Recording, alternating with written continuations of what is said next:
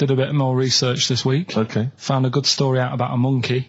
Right. Which I'll told Ricky a little bit about it. Tell me, come on, tell it now. No, right. no, tease I me reckon with we it. should keep this. It sounds exciting stuff. That's got him, right? Tell us about this monkey, Carl. You're going to love this one, Steve, right? So last week we were talking about how, like, a lad left his family because there was problems at home and that. He went and lived in the wood. He got airy. Right? Yes. No, leave it there, Rick. We haven't got time to go into it. Right, so... That's what happened. And that's what happened. He lived with the monkeys. He went airy. That's what happened. Looked into some other stuff about, like, airy kids and all that. Yeah. Came across this story about a bloke, right, who worked in a zoo. Oh, dear. Right? So... Trouble's brewing. Loving his job and that, but it's quite a lonely sort of job because you don't see many people. You're just dealing with animals all the time, right? So, anyway, he gets a bit pally with a monkey because it's the closest thing to a human. Well, that ape is. Right. Yeah, but you can't really go that close to apes. Well, dangerous. What do you mean? What type was it? Do you Just mean let him tell the story. Was it a chimpanzee? I reckon it was a chimp, yeah. Yeah, you don't even know, so that's an ape. It was a chimp. Yeah, but it doesn't matter, does it? So he gets pally with him? Right, so he gets pally with him. What, do they go on holiday together? Well, no, I mean, it starts off just checking each other out and, probably sharing lunch and that together. Yeah. Right? Anyway, this goes on for a while. They're getting on well on that. And then after a while, right, the monkey starts sort of imitating him a bit more and sort of walking upright. Oh, God. Yeah. Right? So he thinks, that's a bit weird. Anyway, they get on really better and what have you. So he thinks he could live at home with me, because we're getting on a storm. Yeah. Right? So he takes him home, and before Is this the beginning of Beneath the Planet of the Apes? I think it is. I think you've seen this on video. I'm worried, because he's already imitating him and they're moving in together. I'm thinking it's maybe a bit like Single White Female. Single White Zookeeper. Oh, brilliant. Right, so anyway... So it's moving in, and it's getting used to sort of the normal human life. He's having a cup of tea in the morning. Yeah, pinky tips. He finishes the day off with a... Oh, dear. Finishes the day off with what? He doesn't have to move a piano at one point, does he? He finishes the day off with a little brandy? Yeah. He pours himself... Is he wearing a smoking jacket? I'll tell you what, Carl, you're a maniac, mate. No, this is why it attracted me. It's amazing, right? So he's having his brandy and that, loving his life. Next thing you know, he sort of... I don't know if he loses it or he gets shaved, but the top half of his body is hairless. Right? Apart from his head. Right, so he's got a nice... So it's the opposite of the kid. Well, no, yeah. This is what I'm saying. That would happen. Right. Well, hang on, but so you don't know if he was shaved or if... How did it say, then the hairless... What? I'll bring it in for you, the story, and then you can see if I've gone wrong. Keep going. So anyway, so this is going on, and he's having a great life. Then the zookeeper starts getting a bit annoyed because... he's having a better life than the zookeeper. The zookeeper's in the zoo. This is such rubbish. So the zookeeper's still got to do a day's work. The monkey's at home, he's partying. Well, it gets to a point when he says there's no point you coming in to the zoo, because the whole reason of you being there was because you're being kept there. Right. And he didn't want to bring the memories back, so he said, you stay at home. So you're talking such... Just let him finish. God, I don't know if I can sit here and listen to this drivel. I'm fascinated. It's nearly over anyway, right? It sounds extraordinary, Carl. So he's walking upright, he's having a tea in the morning, finishing the day off with brandy. Gets a bit out of hand, only tries it on with the zookeeper's wife.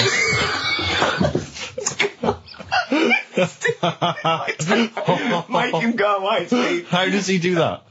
Well, because he's around humans a lot, he becomes a bit of a charmer. But what is it that he could do to seduce her? Pick fleas out of her? He didn't say. He was built. Yeah, he was well known. So what about that?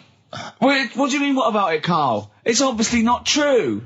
It's obviously not true. This wasn't on the internet. This was in a book. So it's not a quick joke and just put it on a website. This is in a book. I don't understand how... I love that he becomes a charmer. He's got better taste in brandy. Exactly. And what was it that he was doing that seduced her? I don't know. Maybe because he was at home more than the zookeeper was. But what would he be doing, Carl? He's not going to be talking with her. They're not going to be playing Trivial Pursuit. Maybe she liked the silent type.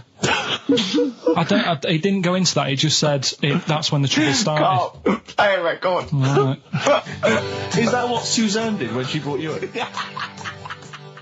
Coldplay, Clocks on XFM 104.9. Ricky Gervais, Steve Merchant and Karl Pilkington. Right, give me some monkey magic, Carl. Hang on, you better do the jingle, ain't you? Oh, chimpanzee that! Oh, you'll like this one. What I've found is, I found out like a lot of monkeys' names. Like that's how I found out about Oliver. Yeah. What do you mean you found out a lot of monkeys' names? Well, there's a lot of monkeys out there, and you think they're just called Monkey and what have you, but they're all given names, right? So this one that I found about, bit of a weird name anyway. It's actually called Crap. Its name, right? And so they're not born with those names. It's not like their parents give them those names. You know, they're just chimps. Yeah. Well, this one, right? And it's called Crap. Yeah, I know. Right, but do you know what it's famous for? What crap? Yeah. No. Go on. Is it involved with this show? It's the first monkey to have its name tattooed on its head. Yeah, again, I will say not by choice. There is no way that a chimp would go down to Camden Lock and go, are you a registered tattooist? I am, yes. Yeah, it's the cleanest, yeah. Go, okay, Can I have a look through your book? I'm looking for something quite gothic, but, I'd like, you know, what's your name? Crap. Oh, I'm not sure I can do that because you're not drunk, are you? I haven't had a drink. I've had some Mbongo, and that's all. But no. What are you talking about? The first monkey to have its name tattooed on its head. What are you talking about, There's got to be more information. Don't tell me you're leaving it there. There's got to be more information. That was it. And then I read it thinking, well, that's weird because that means there's loads of monkeys with tattoos on their head. If that's the first one. No, it could be still the only one. The first and only. Yeah, but would they report that? What do you mean, would they report it? This isn't the Washington Post you're reading. This is mentalists who do websites about themselves every day. What? There's got to be a third act to that news? story. Why is that news? How did you come across that? Well, First nut monkey with tattoo head. I mean, what are you talking about? But why did it have its name tattooed on its head? No, it didn't say that. I mean, yeah, I know, it's mad. But he didn't say why. Was that enough for you, though? Did you feel satisfied having read that? Did you not have other questions? There's no way that is in the Guinness Book of Records. There's no way that is cited in the Guinness Book of Records. I just read it as like, what a weird name for a monkey. And then, you won't have that on your head. What would be a good name for a monkey? I don't know, anything but that, really. Yeah. Dave. Ted. But what do you think of that then? Well, I don't know what to think about it because I don't know what you're telling me. I don't know that that's news. I don't know that it's true. I mean, I don't know where to start with that. Is that all you found? You found something about a monkey? I'll tell you, right, when I was searching for stuff on monkeys, right? Yeah. I was searching around like I always do, finding information, right? Yeah. And found out, are you aware of the Iceman? The Iceman? Yeah. Go on. Right? And to me, the monkey thing was more... What's the Iceman? Oh, the man that was found in the ice. So you're aware of him? Neanderthal man. Right, yeah. Ricky, do you know Not a about monkey, the Iceman? though. No, I know, but I just was looking at, like, info. Right. The 5,000-year-old fella who was preserved in a glacier. That one. Yeah. Right. Yeah. Do you find that more fascinating than the monkey? Well, I know that it's true. Yeah, it is true, but do you find it more fascinating? Well, simply because it's true, I find it more fascinating. I can't act on if someone, anything that's true is more fascinating. But you see what I get from the monkey thing, you go, I wonder if it was happy about that. And but you accept it straight away. You accept that is true and interesting, and I don't know what that is. I mean, to me, it sounds like a bit of cruelty towards animals. Yeah. Because I mean, if that's true, it's disgusting to tattoo a monkey's head. It's disgusting. Yeah. Do you know what I mean? Yeah. There's no way. That's what I'm saying. It doesn't do it. If they reported that a monkey went in and got a tattoo and chose it itself and then was riding a Harley Davidson down Camden, I'd go, that is incredible. But I'd really want to see it on the news, and it mustn't be anywhere near the 1st of April. You know what I mean? I think you've just blown next week's.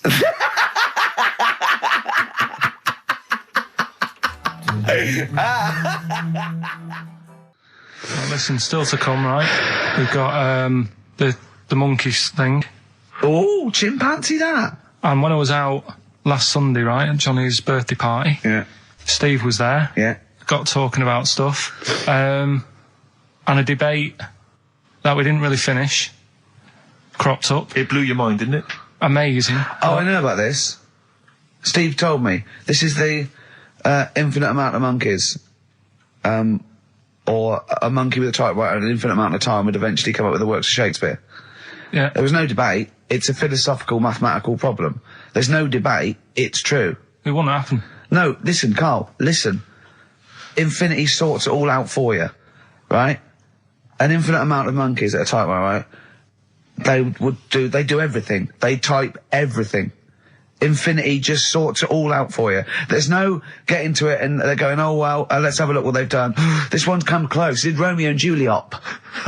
It would do it all. It would type everything ever possible, conceivable. Yeah, but it's a mathematical infinity. Well, we've heard your side of the argument, Rick. And I'll be honest with you, it's a persuasive one. But let's hear Carl, because he heard about this in a pub last week. Yeah, so he's got some strong What's your ideas problem with himself. it? What's your problem with it? well, first of all, right, you're saying it's a load of monkeys. It's not just one monkey. It depends. That can live forever. No, wait. It's either a chimpanzee with a typewriter with an infinite amount of time. He would eventually, by definition, mathematically, type everything ever possible. Okay, or it's an infinite amount of chimps with typewriters, and one of them will type it first time. But already, that's not right. You either need to have What do one you mean? monkey. What? You mean Let's hear his employment point. laws? He What do you mean can't- it's not right? Let's hear him out, please. If it's one monkey Yeah. with a typewriter that's got loads of ink in it and that, right?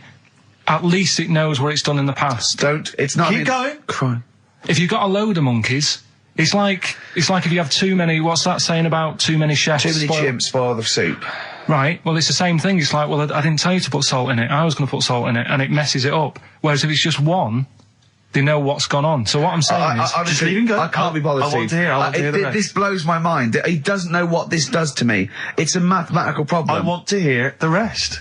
well, it's just I just don't think it will happen. What do you mean you don't think it'll happen? Infinity works it out for you by definition. Well, what's stopping them typing the same thing again? They would. In fact, the problem should be if you had an infinite amount of time that it would type. It works for Shakespeare an infinite amount of times and everything else an infinite amount of times. But you know, that's not as.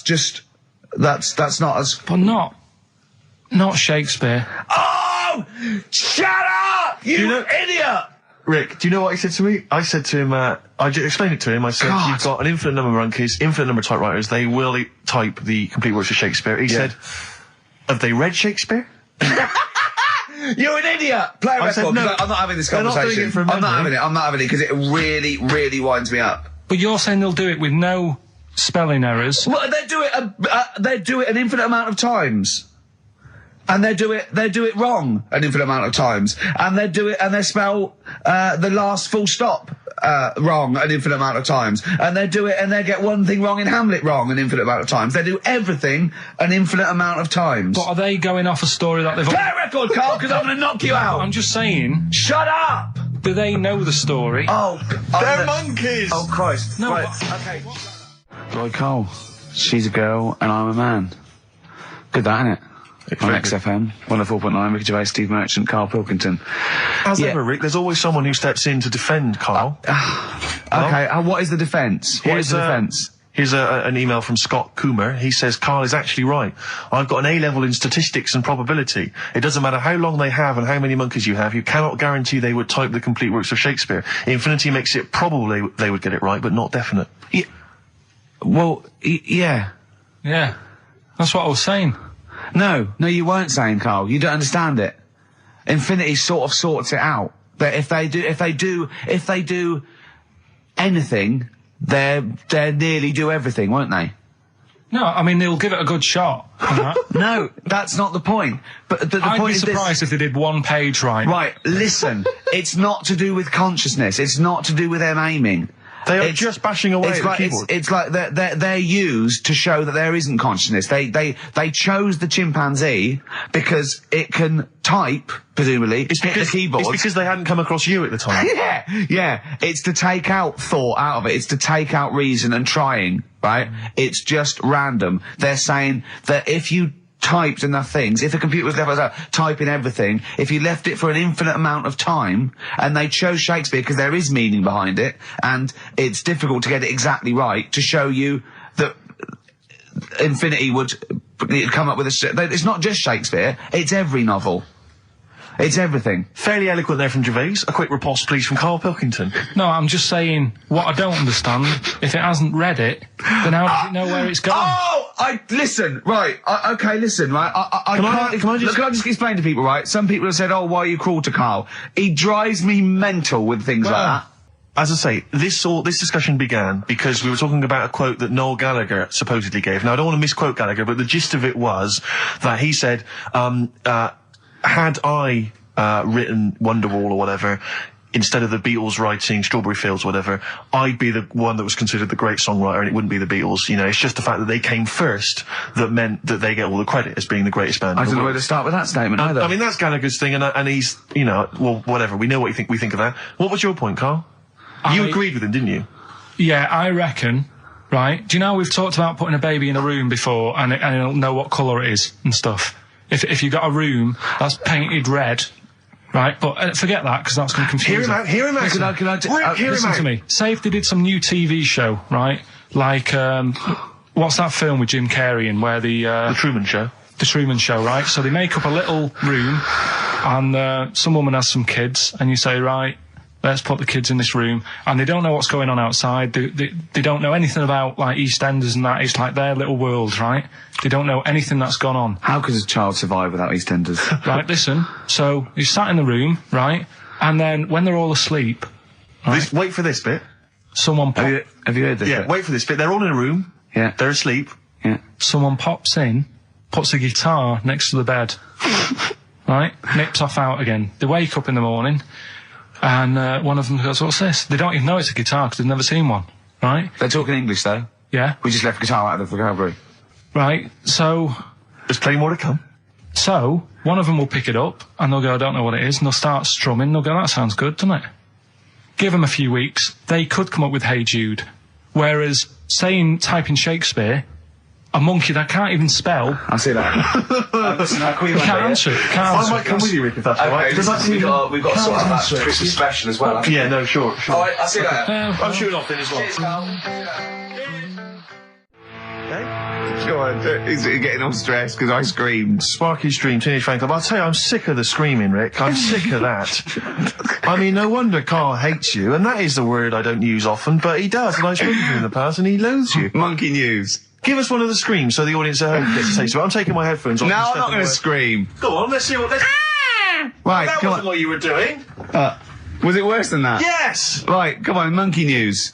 It's not called monkey news. Chimpanzee, we're not going to pack all the monkey stuff in. We've got a quarter of an hour. What other show can say that? Yeah. We're not going to pack in all the monkey news. We've got 15 minutes where we can't get all the monkey information in. Right, come on. You're going to love this one. Go on. Let's have the jingle. Oh, chimpanzee that! Right, I don't know how recent this was. Oh, God. 17th century? But it happened in Hackney, right? If you're outside London, that's in a place in London. And it's this monkey that's going about Hackney, nicking DVDs. Even the monkey didn't go for videos. Even the monkey knew, well, there's no point getting on VHS. The Grudge on VHS. You're having it. Throw it back. Right, and there's a girl called Lisa who works in our office here, right, and I mentioned it to her because she lives in Hackney. I said, you familiar with this? And she said, oh, I remember something about it, which annoyed me. The fact that a monkey's running riot, but she didn't know the full story, and she lives there. What do you mean a monkey? Do you mean a chimpanzee or a monkey? I don't know. Is he a zoo in Hackney? Is he a zoo there? I don't know what sort it was, but it was like. Is there a zoo in Hackney? I don't know. That's what I was asking. So right, get on with the story. So anyway, it's been robbing stuff, and the other bit that really puzzled me, right, is the fact that. And you're not easily puzzled by monkey news. They took fingerprints. What do you think about that? Well, they took fingerprints, presumably because they didn't know it was a monkey to start with. No, they did. They saw it, nicking stuff, and he said, get fingerprints. So that means there's more than just one doing it. I'm gonna have a heart attack. He had to fax them to Interpol. Yeah. We know that is, It's Brian the monkey. Yeah. So sorry, I don't understand. He was stealing DVDs, specifically DVDs. DVDs, I think it said watches and stuff. What, breaking into homes? Yeah, in Hackney. Maybe. Are you sure it wasn't a kid with a mask on? No, seriously. How was he breaking into homes? Be good up the drain pipe. They're good, aren't they? They're good, aren't they?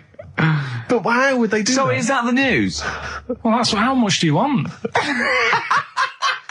Is that monkey news? For this week? Well, I don't know that it's true.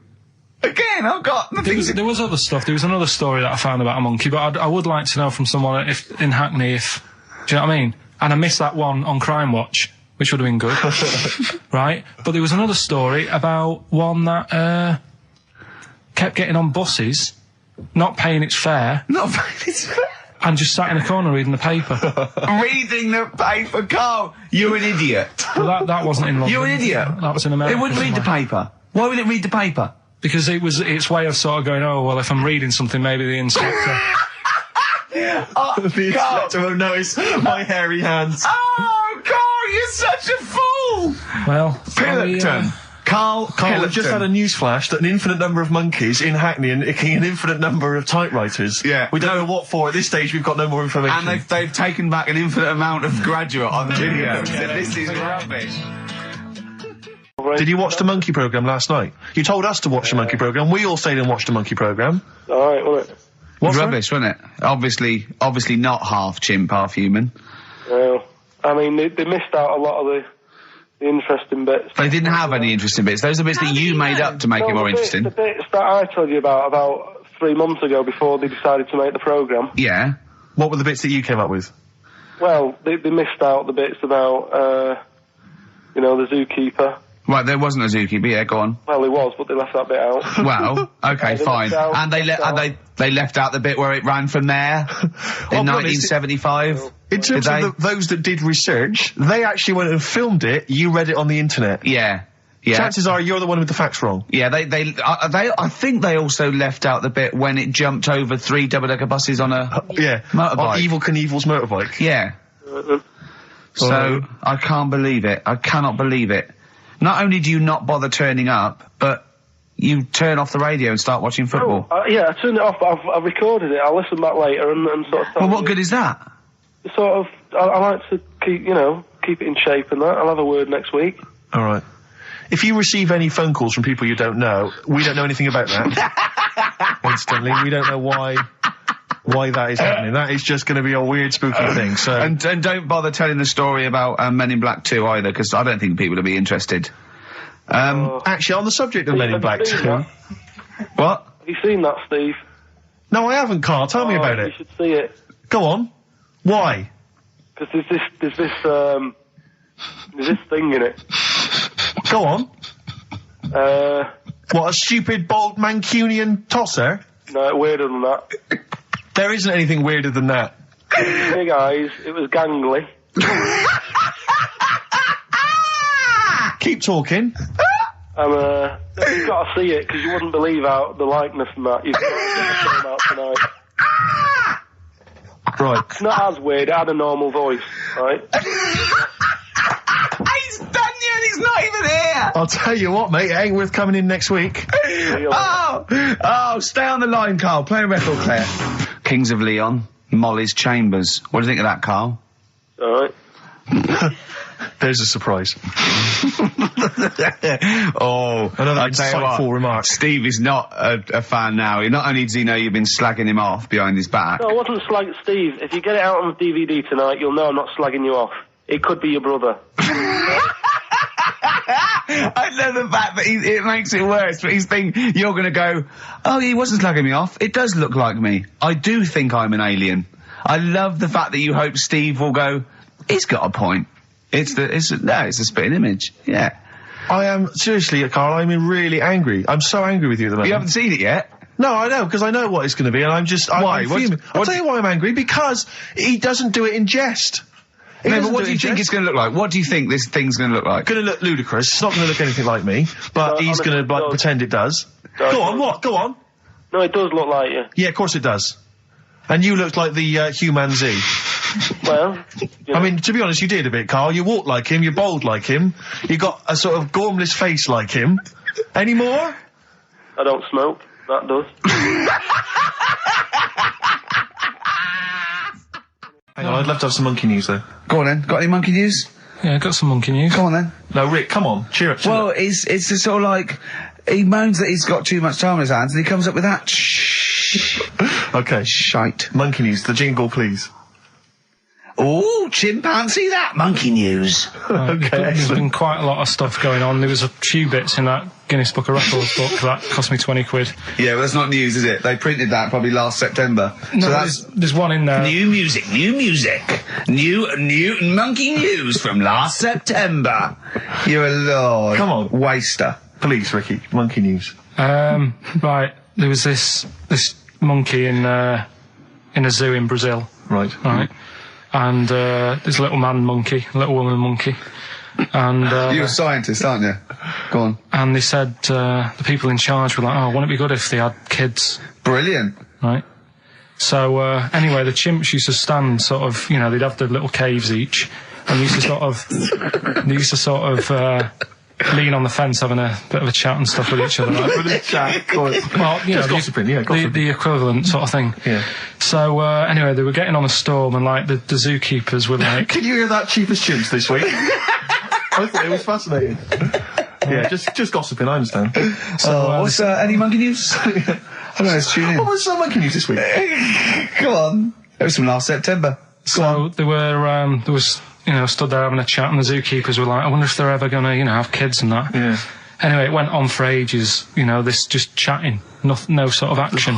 Blimey. So what the zookeepers did was, they said, I know, they'll have kids. Are we letting that go? They were just chatting. Are we just letting that go? We're letting it You know go. what I mean? I mean, just doing whatever monkeys do. Okay. Right? So the zookeepers were like, yeah, I wonder when they're gonna, you know, have some kids. Yeah. Anyway, what they decided to do, to sort of do to egg them on, Yeah. bought one of them a suit, one a wedding dress. Right. Keep going. No, I'm not having it. Shut up, Gervais. Fade him down if he's going to interrupt. I want to hear the rest of this. They got married. So they got And, married. Yeah, they got married. Right. What? That's the end of it. This is why I don't. Right. That's the end of monkey news. That's the end of monkey news. Don't do that again. You've got no features left. Why don't you like that? Well, it's not a story. It's about two chimps chatting, which doesn't happen. The zookeeper's going, I wonder if they can ever have kids. Egg them on. They got married. That's the end of the story. What are you talking about? Hang on, just calm down. Let me just check that you didn't make a mistake there and didn't lose out. What do you mean you didn't make a mistake? Wait a minute, he may have just left out a fundamental piece of information. What, that the would- story? That would have made it into a story. Right. Let me just check the facts. So they bought them wedding outfits. They were married. Did they propose to each other, or were they just forcibly Don't married? encourage him. Just forced onto And it. then what was the outcome? Once they got married, what happened? They fell in love? Yeah. What? Whoa. It's not a marriage, Carl. Be quiet. It's not a real marriage. I don't know what you've got in your head. It's like the head of Homer Simpson. I'd go in there and there'd be a wedding reception and there'd be a couple of fights and they'd be talking about stuff. They got married. They fell in love. Did they have children? They're not back off the honeymoon yet. Play a record. You got no features left. You got one feature left and come back to film. Boo-hoo-hoo, it won't do. Listen to the Gallagher Boys and stop crying your heart out on XFM 104.9. No need to. It's monkey news. So that is the time. Time for monkey news. Can we have the jingle? Oh, chimpanzee, that monkey news. I love the jingle. Right, well, Can we play that jingle once more? Yeah. let me cue it up. So, chimpanzee, that monkey news. Oh, it's brilliant. Well, listen, it's from Steve. Okay. Right? Now, what it is this monkey, right? Yeah. Don't know where it was. Mm-hmm. But there's a bit before the monkey anyway, right? Jeez. It's this, no, listen. Shoot me. Right? It's a bank. There's this bank, right? Busy bank. Normal day, everything's going normal, right? Busy bank, people going in, doing what they do, seeing about mortgages and stuff. Yeah. Everything's normal, everyone's happy, right? Yeah. So anyway, it's quite busy one day. Fella comes in with a gun and a balaclava on. Up to no good. Right, I'll tell you now, Carl. If this fella turns out to be any ape or monkey related species, You're never doing this again. You are never. So just, if you want to finish it, it's at your own risk. But if this fella who robbed the bank turns out to be a chimpanzee, that's the end of Monkey News. All right. Okay, let's hear the end. It's a lovely day in a lovely bank. Everyone's happy. Everything's normal. A man comes in the balaclava. Man comes in. Is it a man? Starts waving a gun around. Shut up, Rick. Let him finish the story. Starts waving a gun around. Yeah. Right? Up to no good. So everyone's thinking, oh, God, wish I didn't come in here. It's not going to be a good day. How tall is the man? Shut up. Let's hear it. Everything, oh, God. He's telling everyone to get down on the floor. Yep. In what, in English? In English? Yeah. In English? So? Yeah. So everyone's panicking. Everyone's getting on the floor thinking, this is it. This is, it's all over. Yeah. Just when you think, it's all bad news. Yeah. It's all bad news. Doors swing open. Little monkey wanders in. God, it's worse. Shut up, Rick. Little monkey wanders in, right? The robber's like, what's going on here? He's telling it to get down on the floor. I don't think it was taking any notice. No, right? it was just busy asking for coffee. It runs in. I don't know if it was going to withdraw or deposit or whatever. It wanders in, right? Goes up to the robber. Where did it come from? Shut up. Will you let him finish the story and then ask questions? That's only fair. Okay. Wanders in. Runs up to the fellow with the gun, takes the gun and the bag of money off him. Everyone's like, yay, we've been saved. Then the monkey starts backing out with the gun and the money. Shut up. Sit down and finish. I'm not having this. And He does a runner with the money and the gun. No one's seen it since. You are an idiot. I mean, you have said some stupid things in your time. What are you talking about? It's a story that happened. No! What are you talking about? What do you mean it backed out? It came in, was it an accomplice? Was it an opportunist monkey robbery? What are you talking? Think, Carl. Think. I know it's mad. That's the idea of Monkey News. We're telling people how monkeys are pretty, they're mental. They're up to no good. What do you think? They've never seen the monkey since. What, did he have a getaway car waiting? Did he swing his way to freedom? Where was this? There's no details. Don't talk rubbish. Well, yeah, Steve emailed it in. He's got it off the net. And the funny thing is, can I see it? Have you got the information there? Yeah, the funny thing is, it wasn't just him who sent it. I had that a couple of times. So a few people obviously read the story and said, that'll be good for Monkey News. It doesn't say anymore. It doesn't say if he went off to Spain. It doesn't say, if he's on Crime Watch. Yeah. It doesn't say any of that. It's just saying that's what he did. That's the story. And that's what Monkey News is about. I've heard that they're making a movie version with Phil Collins. So I look forward to that, and Julie Waters. So that's this week's Monkey News. If you've got any, if anything's happening don't bother. In your town. That's the end. No, that is the end. That's the end of Monkey News. No more Monkey News. This is bit of Queen. It says it here in this email, Rick. It's got to be true. Right. So that seems wrong. Oh, chimpanzee that Monkey News. Right. Now, before and again. Go on. Oh, chimpanzee that Monkey News. Brilliant. All right. Right. Before I went away, I told you about Alfred. He was the monkey where there was a robbery going on in a bank. Yes. And then he nicked the robber's loot and backed out. Yeah. With a gun. Yeah, he sort of he robbed the robber, didn't he? Yeah. Did he take his gun as well? He took the weapons. He took all the weapons. There was like a couple of robbers. He managed, because they were so amazed that a monkey was coming in. It was like... Don't talk shite twice. Right. Anyway, got a follow-up to that. Okay. Now, what was that monkey's name? Alfred. That was Alfred. Because a lot of people wanted to know, well, what did he do? Did he go off and have a holiday? Did he... No. Right, so the follow-up is, what happened is, the monkey had the guns, had the cash, which was $250,000. Sure. Right? It went back to the zoo. Right? Right, Carl, you're talking shit. Ricky, I get angry with you when you won't let him finish his Monkey News. Right. Can't we just get out the official Imagine thing? if people were interrupting Trevor McDonald. It wouldn't happen. I want to make sure I don't get anything wrong. No, of course not.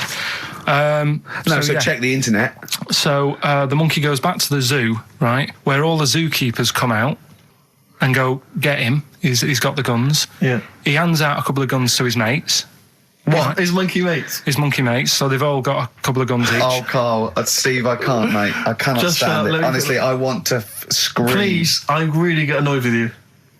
They tried to do him a deal. They said, how about if... I'm going. Tell him that. I'm not going. No, I can't. Step out for a minute. Okay, we'll just do it. 'cause Look, it's don't listen, step out and I'll paraphrase what I hear for you when you come back in. Step out. Now, please, I need to hear the end of this. listen out, This is yeah. monkey news. This is important stuff. Right. Right, Ricky now has left the room. He cannot bear to hear, which is surprising to me. Right, so anyway, so yeah, they've got the money, and they say to the zookeepers, how about we give you some cash? Yes. And they go, Sorry, hang on. Sorry, the zookeeper said that to the monkeys. yeah. Right.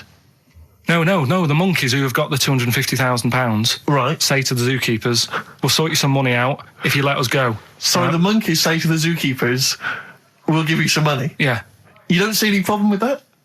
Right, listen. Okay. It's nearly finished. Right, I'm listening out there. This is ridiculous. What do you mean the monkeys say? What do you mean the monkeys say to the zookeeper? They were probably holding the money out, like kind of going, look, we'll do your deal. Right, okay, come on. And what happened is, I think they were happy with that. I think they left, and that was that. They wanted to get out of the zoo because they didn't like it in there. There's the thing. Right, I don't... Just have a look. Right, Carl, think. Right, how did they get out in the first place, this one? Just let Steve have a... So why did he go... So he went and robbed... He thought... he knew there was going to be a robbery that day, did he? He might have been getting some money before they went to escape, and then that happened and they had more money. They might have been withdrawing some stuff out. What do you mean? If he was planning on leaving the zoo, he's going to get his savings. What are you talking about? What have you read there, Steve? I've got a feeling this is a review of one of the Planet of the Apes films.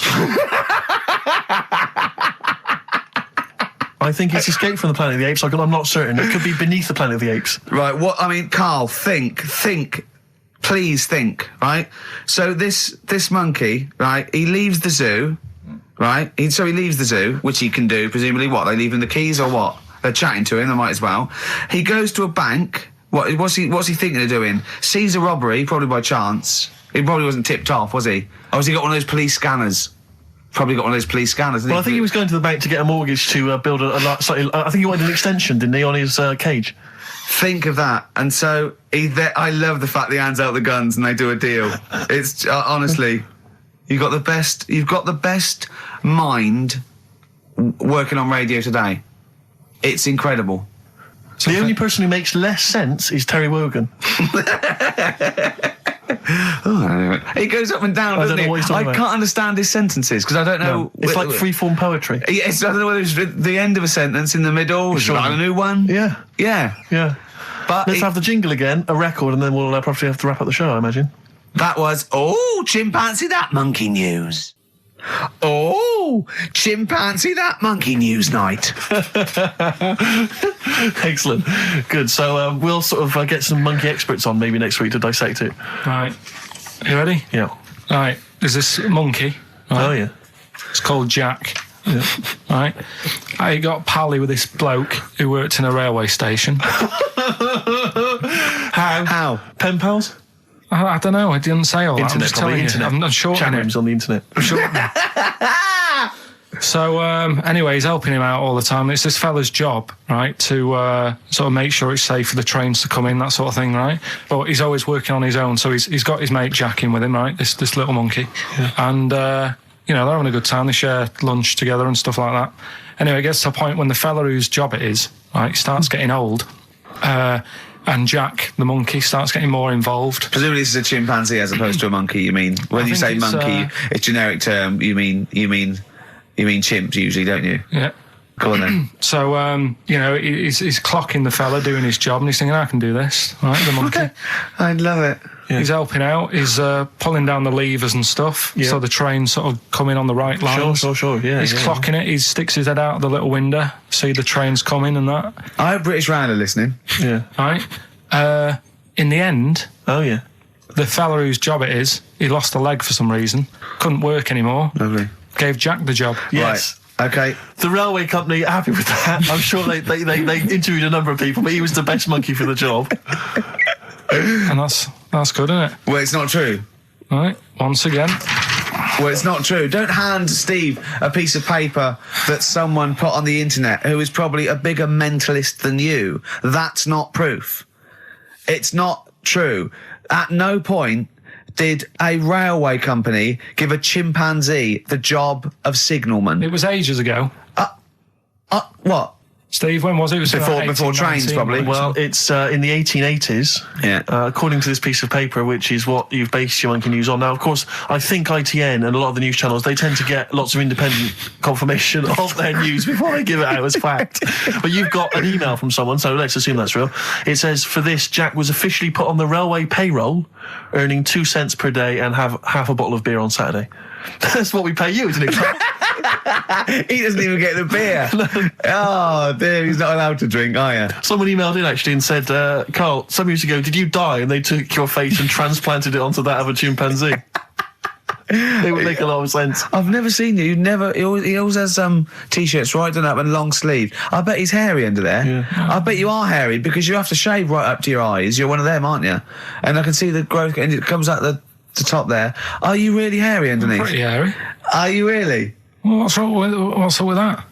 You're a humanzee, aren't you? That's why you're fascinated with them, and why your IQ is sort of about 80.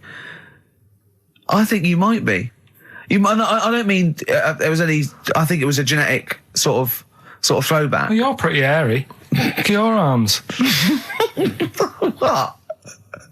Just look, give me that banana and shut up. Play a record. That's mine.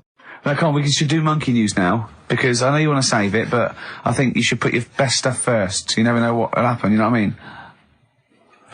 Always put your best stuff out there. Let me just get it out of the... Okay, well, while he's getting it, can we have a jingle for monkey news? Yeah. Chimpanzee that monkey news. Tell you what, right, about putting your best stuff first. Yeah. Right. Do you know we were saying the other week about in Chinatown? Not really a town. Well, it's not a town, right? And like the restaurants, they have like those horrible dead ducks and chickens just hanging in the window, yeah. An octopus and all that just hanging there. Yeah. And that doesn't like make you want to go in, does it? No, sure. This morning, walking through Soho on the way in, walked past this sort of strip joint place. This woman said, "Do you want to come in, sir?" Right, turn round. She must have been about 80. So you're equating her to a hangy bit of octopus. Well, you said, are you performing? And a chicken. I'm just saying, again, put your best stuff at the front door. Yeah, good thinking. Right, anyway, bit of monkey news that's been sent in. Right. Gareth in Catford. Right. Good work, Gareth. Basically, it's about this monkey. Oh yeah. In the jungle. Yeah. It's got a gig at an hairdresser's. What are you talking about? What are you talking about? It's got itself a nice little job going in an hairdresser's. As what? It gets people sitting down, and what it does before the people have their hair cut, that it sort of sits there, and it goes through people's hair, makes sure it's clean, and people are loving it. Right, so it's a pet monkey. It's nothing to do with it getting a gig in an hairdresser's. It's a pet monkey. It's not working at Monkey and Guy. Yeah. No, seriously, it's in there. I think it might have started off as a job, and then. So what does it say? It says junior £15, stylist £35, monkey £63. So I didn't quite follow. It's in the jungle. It was wandering about. Right. Maybe it did start But it looks good, its hair looks good. Someone thought, hang on. But never, ever, you see, people make that mistake with hairdressers anyway. I always say, well, if the hairdresser's got a good haircut, go to where he's going. So, can we just go back to monkey news for a second? So anyway, that's all, yeah. I didn't quite follow why he's still his salon is in the jungle, or where is it? No, he was doing what he does in the jungle, right? Right. He's walking about, he wanders into the hairdressers. Yeah. Maybe they didn't have him on, like, as a job straight away. He was just there. People said, this is nice. He's sat there picking the knits. Carl, I don't know where to start. Then it's just it's the embellishment. You don't he walks from a jungle to an hairdresser's. I mean, you're an idiot. You really are. I'd love to see you try and get a job in an hairdresser if there was another monkey up for it. You'd never get a job. So he was good at that. People said this is relaxing. Apparently he had really nice hands, soothing, right, on people's heads. They said, let's put him on the payroll. So Let's put him on the payroll. What do you mean? Yeah, I'll give you that. Okay, this is the news item, is it? Customers are queuing up to have their hair done at a salon in the jungle There you go. by a monkey. Judy, a pig-tailed macaque, has a reputation as the best exterminator of head lice in Kane. There you go. She is so good, some customers fall asleep under her gentle touch. Regular Amporon Chakema said, Judy's hands are so soft and gentle, I really feel I can relax. But you know that is doing what it does naturally. It's looking for, like, salt and stuff in the hair. Yeah. And nits. It's not on the payroll. It doesn't complain about when it gets deducted at national insurance. It's not part of the union. Yeah. Do you know what I mean? But a good monkey news, backed up with good tabloid journalism. With solid evidence there. So now I think maybe we should start marking the monkey news, Rick. I don't know what you think. Giving it marks out of 10, maybe. For both interest and validity. Well, for interest, I'll give it 7. For Carl believing that there was something to this monkey, thinking it had a job and getting paid. But it was also doing kind of perms 2 and colouring. 2. Yeah. Ridiculous. Again, ridiculous. More monkey news next week. Hopefully let's just hear that jingle again. Oh, chimpanzee that monkey news. So let's have official monkey news. Play the jingle. Oh, chimpanzee that monkey news. Alright, we've got to be quick. Go on, This is something that was sent in to me ages ago, and I don't know why I haven't done it yet, because it's brilliant. We were talking about monkeys typing, the Shakespeare theory and all that. Well, this is about a little monkey called Marty, right? Basically, it's in some science lab, right? It's in there. It was wandering about out of its cage, right? The lab fella was busy on the phone or something, right? And Typical. it's wandering about. It goes up to a PC that's in the corner, a little computer, types down, my name is Marty, right? So the fella got off the phone, saw this on the screen with the monkey sat there, says to his mate, have you done this? Right, hold on, Carl. Let him finish. Before you question, always let him finish. I don't know what to do. Time's against us, come on. He said, have you done this? He says, done what? He said, this on the screen here saying, my name's Marty, right? He goes, what are you talking about? As he's having an argument with his mate saying, you're lying, you did it.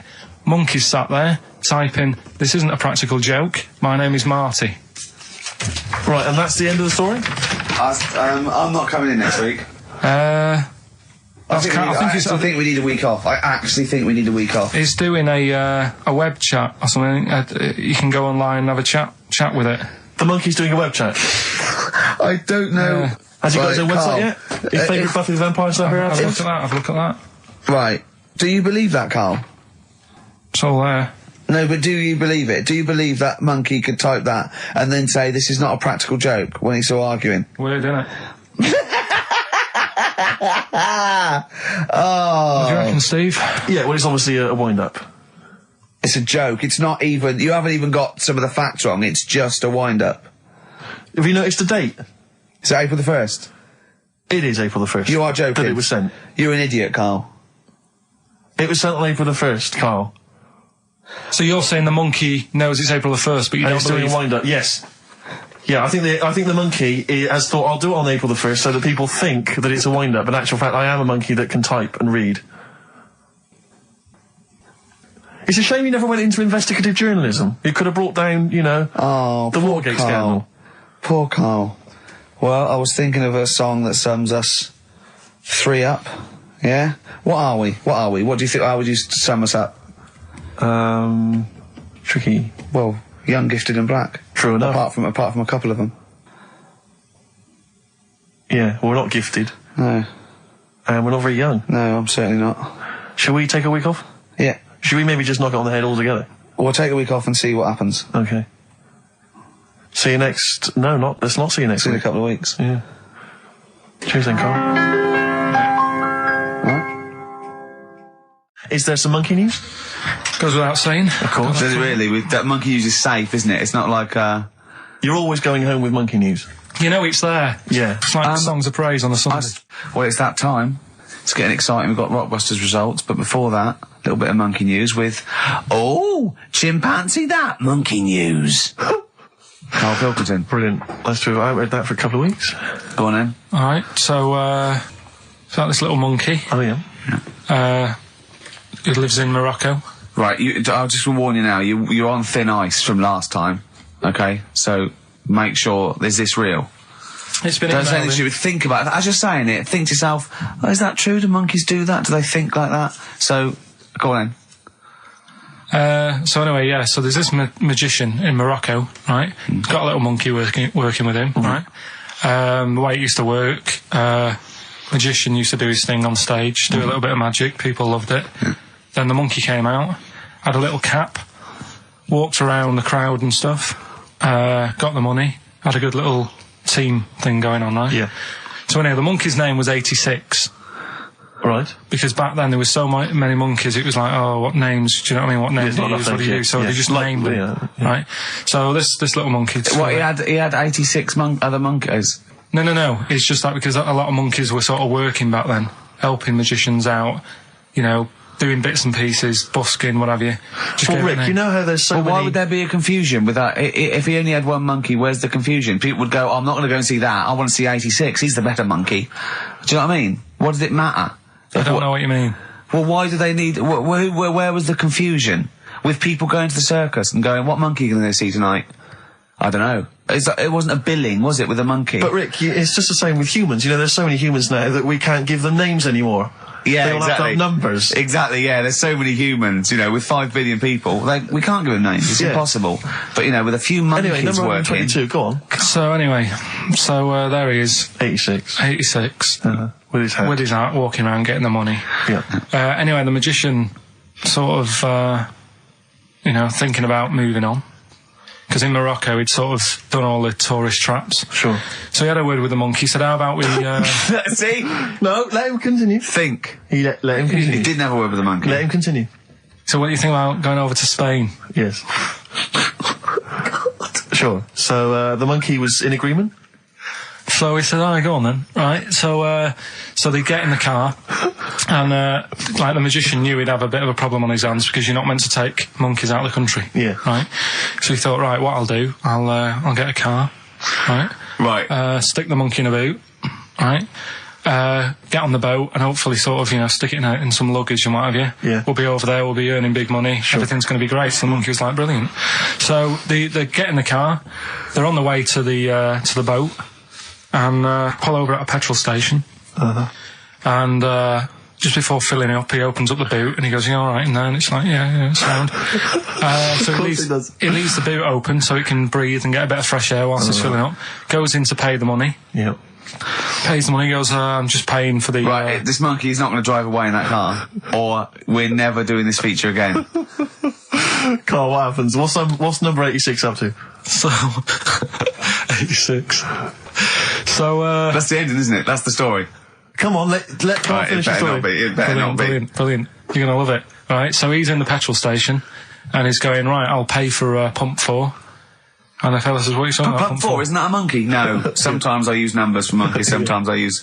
No, I mean pump 4. Sure. So Yeah, he says, what are you talking about? There's no car at pump 4. Right.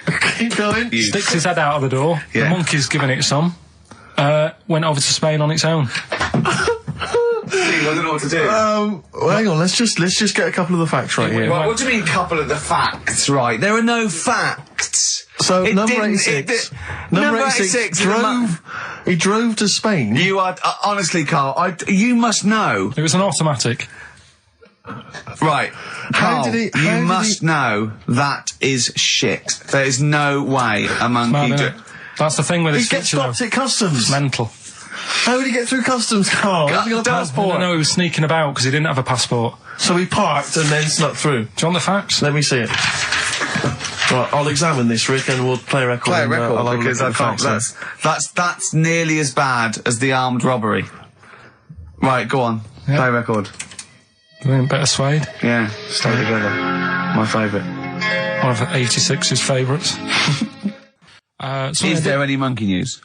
I've got some, but just because it's not that good, something else I found out that I thought I'd share with you. Go on. I was looking in the Guinness Book of Records, right, because I thought, they'll have something in there about monkeys or something, right? Mm-hmm. And there's a little monkey, I think it lives in Asia, right? There's loads of them live in Asia.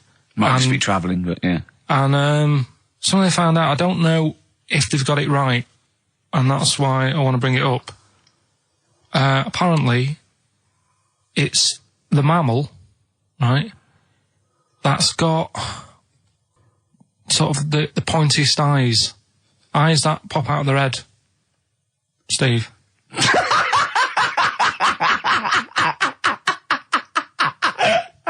Now,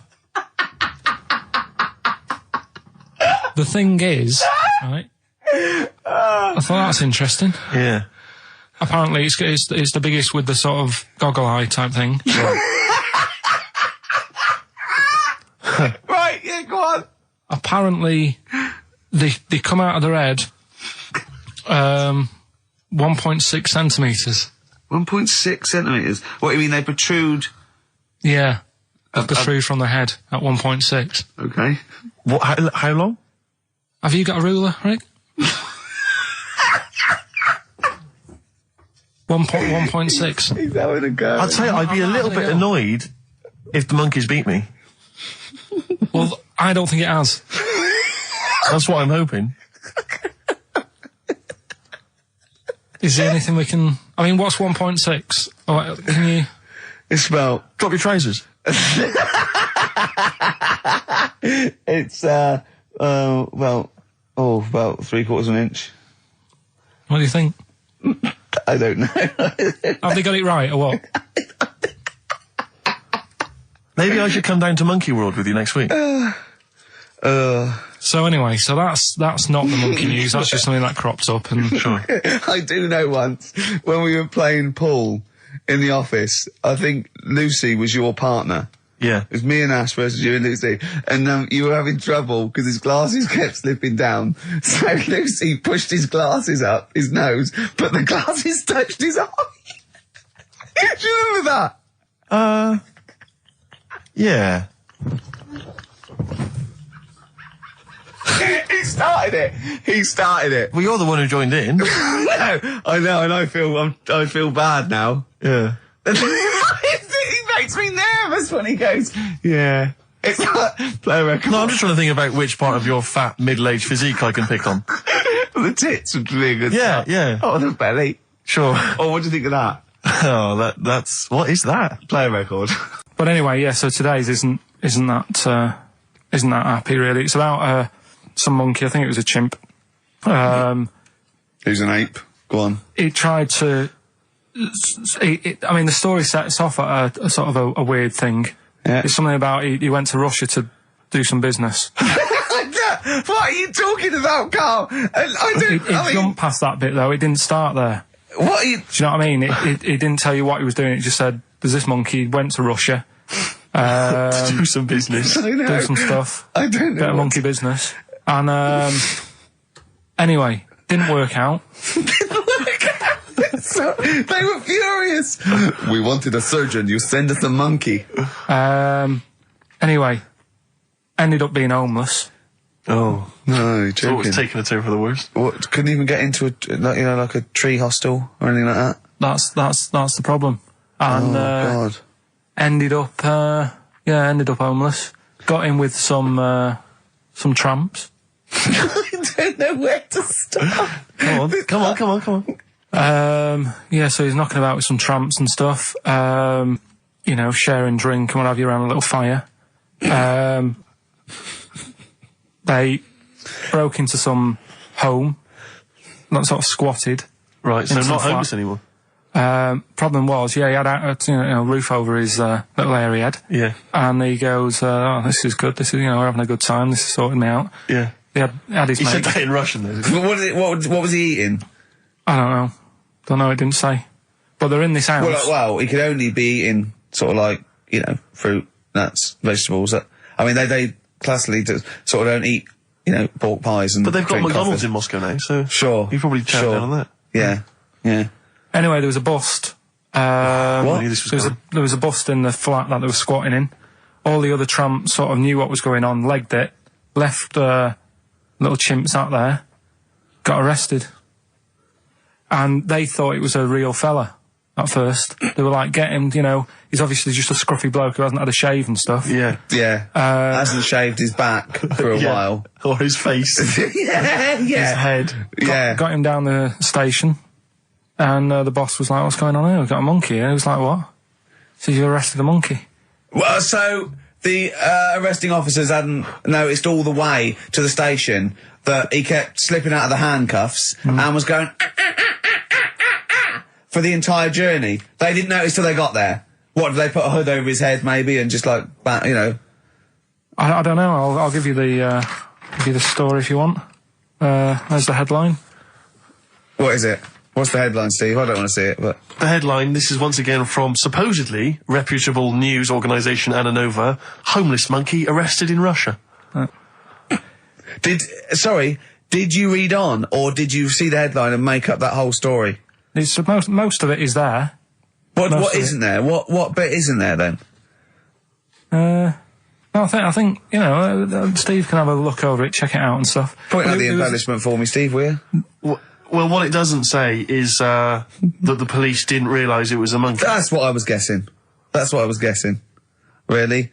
That they got it back and they said, what are you doing? We've got a monkey here. And they go, yeah? Yeah. Oh, God. Familiar with the phrase monkey business? No, never heard that one before, Carl. That's brilliant. Right, well, it came about. This has been emailed in and I haven't really had a chance to look at it, so I'm just weighing it up now. Oh, God. Yeah. This is the biggest shambles on air, isn't it? Really? I'm ashamed of it. I mean, what was Dr. Fox? Dr. Fox must have been really polite. He must have been thinking, I don't know how to put this. He must have wanted to scream and go, you shouldn't be in the radio authority. My parents listen online. I can't look them in the eye. Right, I think I've weighed it up. Long time ago, right? Yeah. In the olden days, yeah. In the Amazon jungle. Yeah. Right? Yeah. Little family of monkeys in there. Mm-hmm. Right? Having a good life. Right? Didn't have any predators in there. Right? So, they were loving it. Yeah. They had a load of food around them. They had loads of banana trees. Yeah. Right? No, I don't think so. No, they did. Sorry. Everything's going great. So, they're happy in that. They go to bed. Okay. Wake up in the morning, load of bananas gone. Ooh, hang on, interesting. Hold on, wait a minute. So... Either your dad's been around, or... This isn't the great Amazon banana robbery, is it? So anyway, turns out it was another load of monkeys from another part of the island, from the rough bit. From the rough bit! I love it! They went into a middle class area. They're the ones with the earrings and the leather jackets. Oh, that is brilliant! From a rough part of the island. So the monkeys thought, well, there's no point getting into a fight with them because they're harder than we are. Yeah, of course, and they carry chains. So... I love all this conjecture. They got flip knives and tattoos. Yeah, go on. So basically, they said, let's do some business with the bananas. Let's do some business with the bananas. This is shit! This is... What are you talking about? Oh, Christ! Right, calm down, we haven't got much time left. Oh, God! What do you mean this is... Forget it. No, don't forget it! Carl, do not press that! Switch the record off. Switch the record off. Christ. Switch the record off, Carl. What are you talking about? What do they do?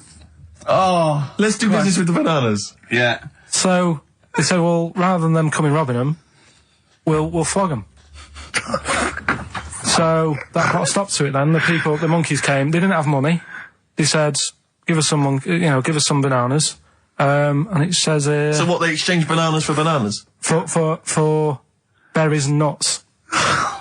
So that's where the phrase monkey business No, it's comes from. Little business to set up. Right, there, God. That's the end of that as well. So that's the end. That is a shame. That's the end of Rockbusters and Monkey News. Well done. You've done it in one show.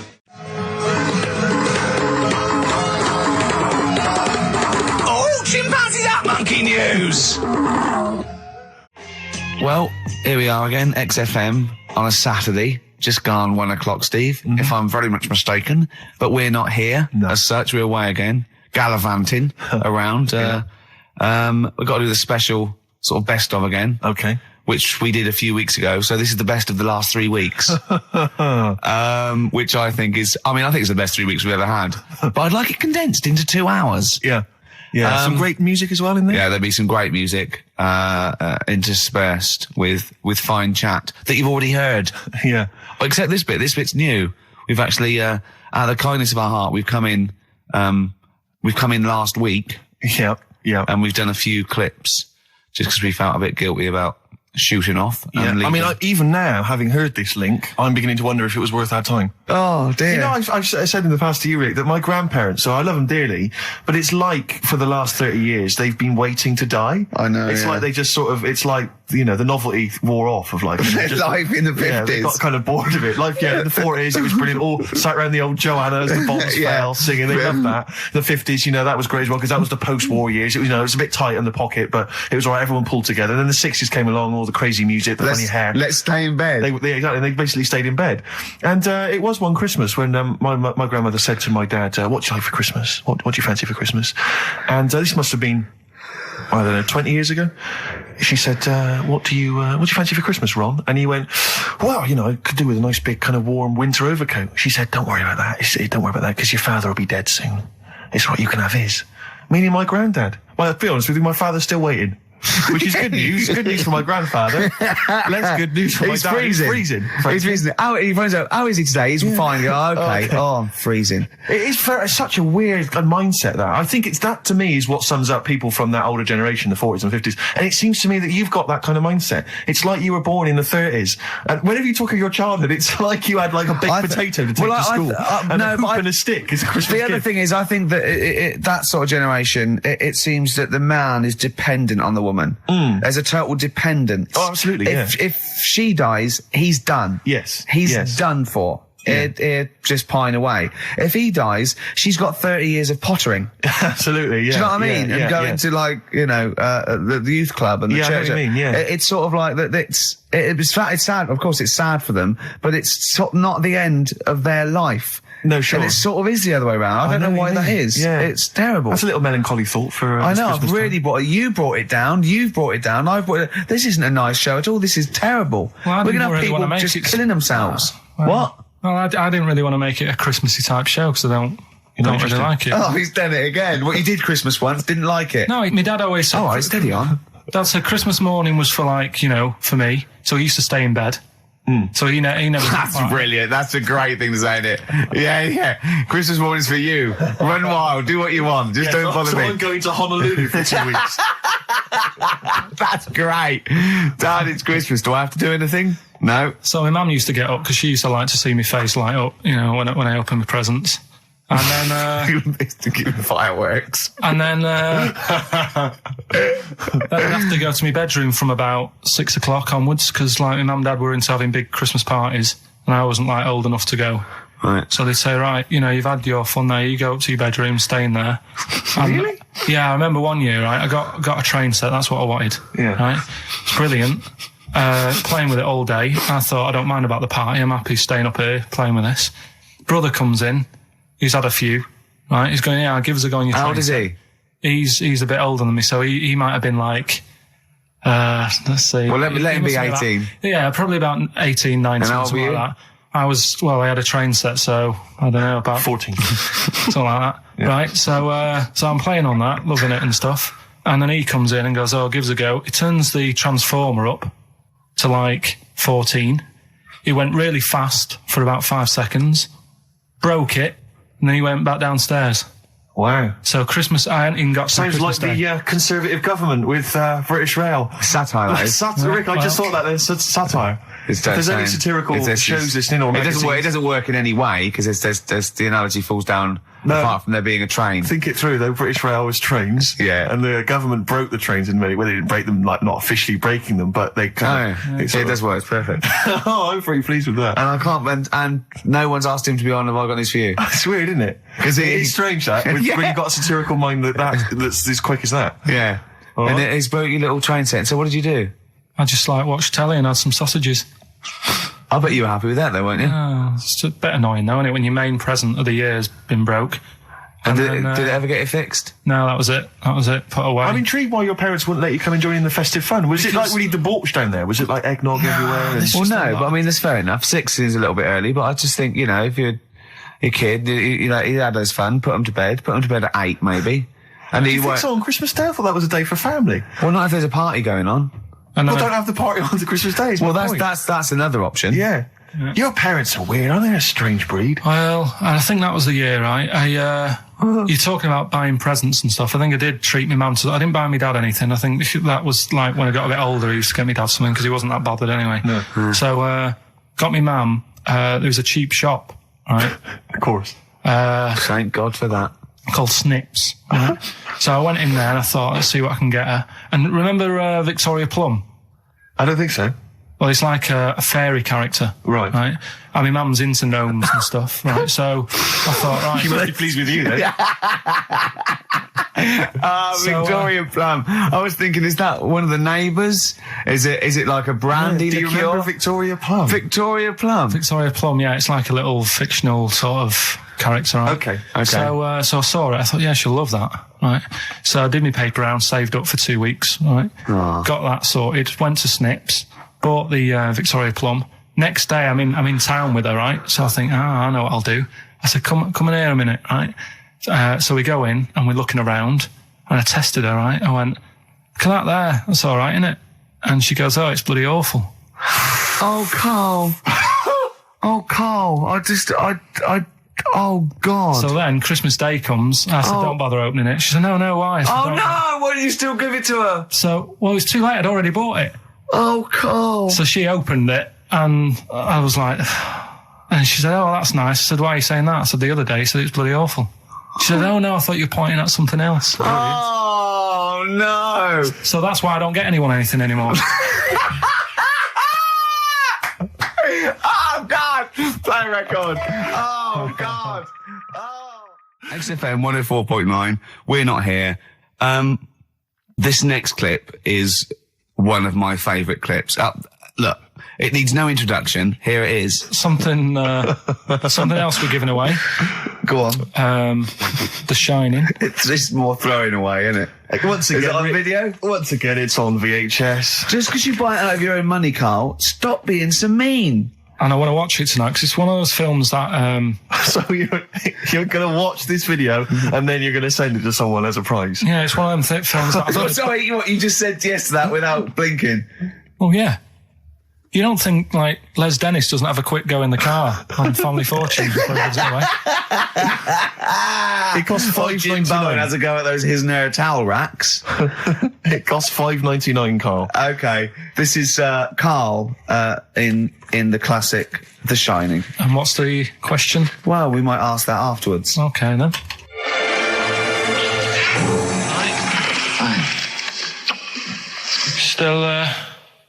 Still trying to write the book then? Yeah? Yes. Good. Funny, someone told me the other day, weird thing about a typewriter, the top row of letters, the longest word you can write is typewriter. I'll just show you. That's weird, isn't it? It's just the typewriter being... You're not in the mood, are you? You're in one of those grouchy moods again, like you get into when you're writing. I'm not being grouchy. I just want to finish my work. Yeah, just being a bit funny, a bit offhand and that. Let me explain something to you. Go on. Whenever you come in here and interrupt me, you're breaking my concentration. You're distracting me. And it will then take me time to get back to where I was. Understand? Yeah, but I just was coming in to try and cheer you up, you know, if you... I mean, I'm full of ideas as well, you know, if you're having a problem coming up with stuff, got loads of ideas you could write about. The other day I read about this airy Chinese kid. What do you want me to do about it? No, it's just that it could make a good book. Do you know what I mean? Sort of following round. That's swell. Well, I'd buy it, you know. But if you don't want to know, don't bother doing it. But do you know what I mean? It's just airy Chinese kid. It's weird because they're not normally that airy over there. yeah, this kid caked in it. But if you don't care, I wouldn't touch one hair on his goddamn little head. you don't have to touch any hair on his head. Like I say, he's covered. Leave the head alone if you want. Touch his hands. He's totally covered in it. But I love the little son of a bitch. Well, don't go that far. You haven't met him, but I can sort it out. I'd do anything for him. I don't think he'd expect that much. Just take him to the barbers 3 or 4 times a week. You know, he's a good little kid. In fact, I'll do it. I think I'll write a book on him. Yeah? How do you think you can handle that? Yeah. You're not too busy, are you? Well, yeah, I'm pretty busy. I've got to sort out some monkey facts for the show this Saturday, but I reckon I can still... Why don't you start right now and get out of here? All right. I will. If you're going to be like that. Couldn't borrow a pen, could I? See you later. There you Haunting. go. Haunting stuff there. Karl Pilkington in The Shining. You know, in the film, Jack Nicholson goes crazy because the suggestion is he's maybe possessed by demons that maybe are in the hotel. But, you know, if I was stranded in a desolate hotel, removed from all human contact with Karl, I'd go mental with an axe without being possessed by demons. That's more chilling to me, trying to get some work done and you keep wandering in. I'm trying to get Karl to spend a couple of days in the caravan with me, just for the hell of it. And he won't. I've offered him money, won't I? I think it'd be a great laugh, won't it, Karl? Oh, yeah, great. That would be terrifying. No, I want to film it. I just want to film it. Like a little video diary. There's Karl there, he's just waking up. Well, if I was stranded in that would be like being... I may as well be with Freddy Krueger and Jason Voorhees. That's more scary. The thing is, Ricky doesn't mess you about as much as he messes me about. No, you see, you've given him an inch. You've given him an inch and he's taken a yard. 12:30 got in today. In 30 minutes between 12:30 and 1. The old bin lid on the head. He wanted to do that again. Yep. Squeezing my head, think he had a go at. And karate chop on the back of the neck. Yeah. All in 30 minutes. Yeah. Who else can say that? XFM 104.9, Ricky Gervais Show with Steve Merchant. Hello there. Good. And we're not here this week. We're off jetting around the world, so we've pre-recorded these links. The time is currently somewhere between 1 and 3 o'clock. So a time check there from Steve Merchant. No problem. Yeah, and what about this weather? Isn't it warm? Stroke, edit that, Karl. Cold. Okay, whichever one. I'm pleased to see that the congestion charge has had some considerable effect. Had no effect. So just, yeah. Wasn't that great on telly last night? The film. Yeah. I particularly enjoyed last night's EastEnders, Coronation Street, Brookside. Okay. Yeah. Ooh, those boys can rock there. That's the Guns with All Their Roses and Sweet Child of Mine. On XFM 104.9. I enjoyed that. Yeah. That was good. It rocks. I hope the audience was playing it loud like us. Yeah. Ricky Gervais, Steve Merchant, Karl Pilkington. Well, look at him yawning. How rude is that? Carl, what's wrong with you, man? Have you been up late? A little bit. Girlfriend was away, wasn't she, yesterday? Yeah, I always have a problem with that. I always have... Because you don't go to bed, do you, early? Do you know what I mean? You sort of think... I just always find that thing that if, you know, you're used to living with someone... Yeah. One of you will go, let's go to bed, then you'll go, all right. But when you're on your own, you go... You just forget to go to bed. I just stay up. Okay, stop eating now, Karl. You've ate all the food. That's just a plate. All right. Okay. Yeah. No, I stayed up and watched... there was a thing on about Dracula. Right. What, Dracula? And I found a flaw in it. Go on.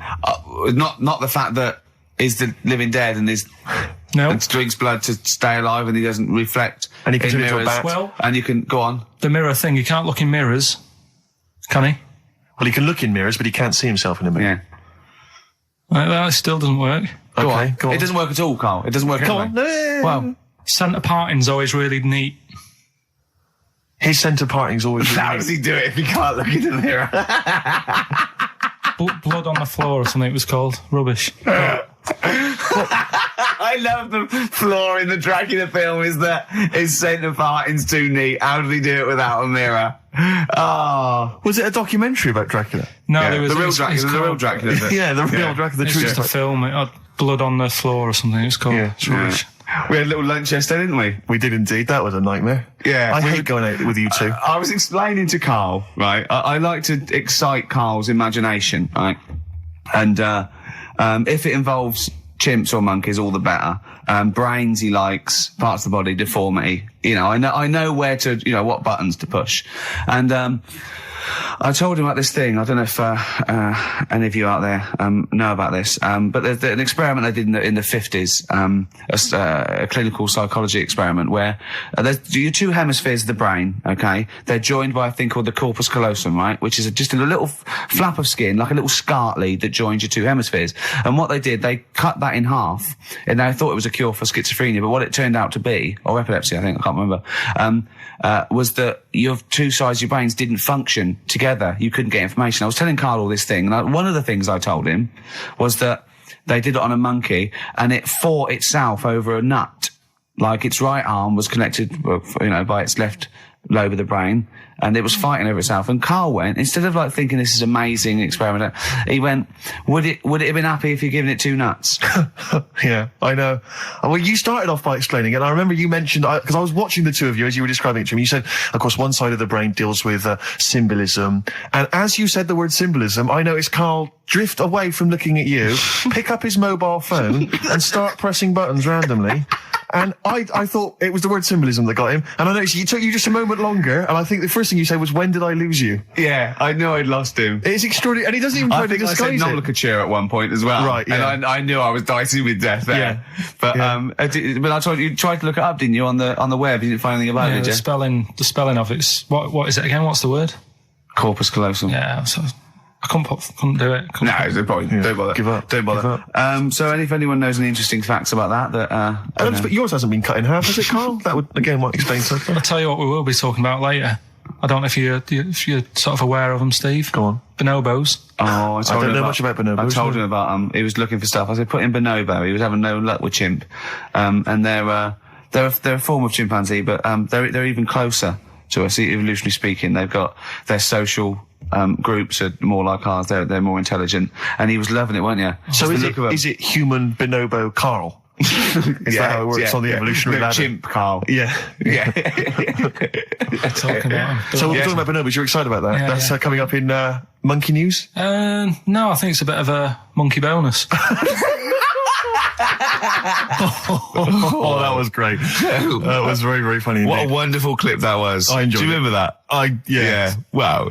It was a few weeks ago, wasn't it, really? I mean, I think it was last week. we'd have to have very, very bad memories not to remember that hilarious clip. I'd like to hear that again maybe in a couple of weeks' time when I'm away. Yes, absolutely. It's embarrassing, isn't it? Mm-hmm. And we, but the good thing is, on telly, I feel a bit guilty about putting out shoddy rubbish because I'm getting paid an awful lot. Yes. But here, I don't give a They can bleep that. They will do. Bit of David Bowie. When's that ever hurt anyone, Steve? Never. Lady Stardust off Ziggy Stardust and the Spiders from Mars on XFM 104.9. I'm Ricky Gervais, Steve Merchant. Karl Pilkington is in the middle of educating me. Educate me.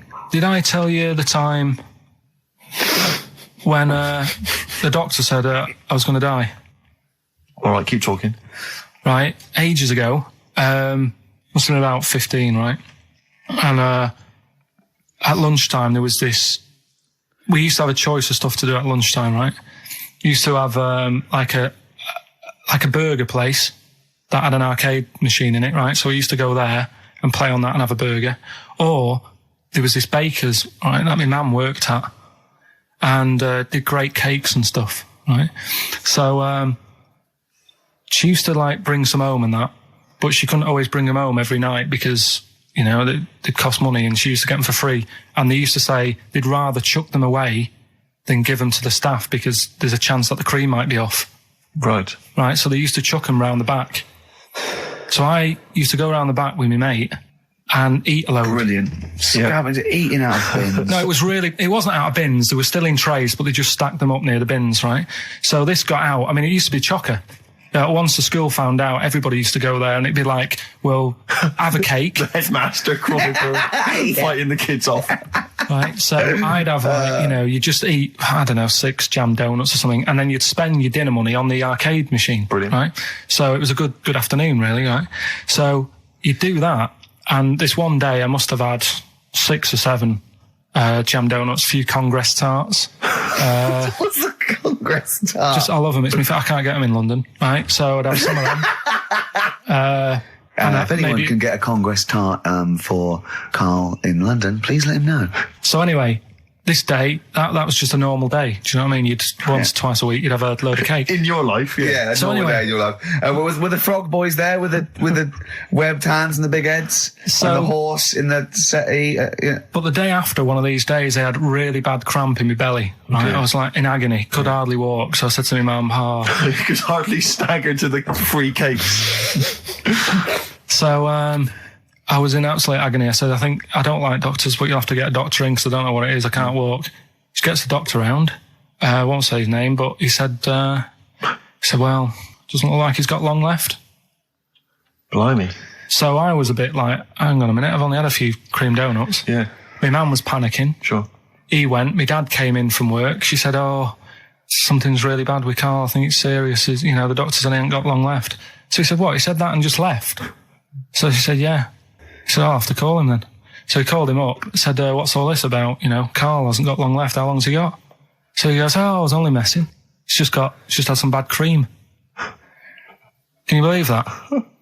Well, the thing is, I like the fact your mum didn't ask any questions. I know. She didn't But go she into doesn't- detail. Can you explain more, doctor? No, I got a shoe off. But she doesn't. She doesn't like talking. I don't want to diss you or your family, but I imagine if I was there, I'd have known the doctor was joking. Yeah. That's all I'm saying. I mean, I sound very arrogant there, but I imagine he went, what's he been doing? Yeah, I had about 6 cream cones. Oh, right. Oh, wow. He hasn't got long to live then. I'll see you later. That's what I think the doctor did. Yeah. I just like the idea your mum just let him go. Yeah. Terrified, thinking, well, Yeah. I'm not going to probe him. He's that's it then. Dad comes in. Hi, honey, I'm home. Anything happened? The doctor said Karl's going to die and then left. Did he? I'll call him. But anyway, that's why these sort of things fascinate me. So we'll move on to this next one, right, which is brilliant.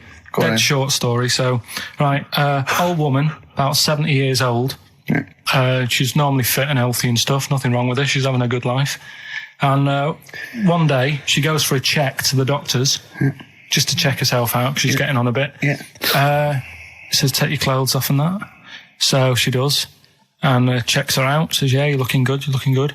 Turn round. He said, oh, God. He says, you got a tumour on your buttock. Right? So she goes, oh, well, can you do anything to sort it out? So they go, yeah, we could book you in for an operation. It's best if we remove this. Books are in for an operation. Operation day comes, strip her down and that. They're all stood round, the doctors.